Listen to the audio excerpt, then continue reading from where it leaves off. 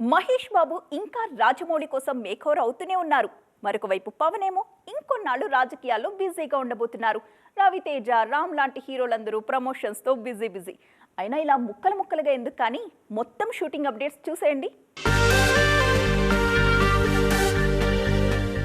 Paris నుంచి వచ్చాక Vishwambhara set లో జాయిన్ అయిపోయారు చిరంజీవి. ఈ చిత్ర షూటింగ్ ప్రస్తుతం అన్నపూర్ణ 7 acres లో జరుగుతుంది. ఇక ప్రభాస్, మారుతి కాంబినేషన్ లో వస్తున్న రాజాసాబ్ షూటింగ్ శంషాబాద్ లో జరుగుతుంది.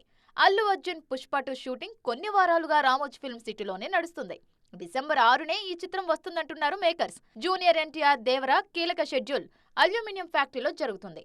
ఇక Ram Charan game changer shooting Koti women's college సమీపంలో జరుగుతుంది.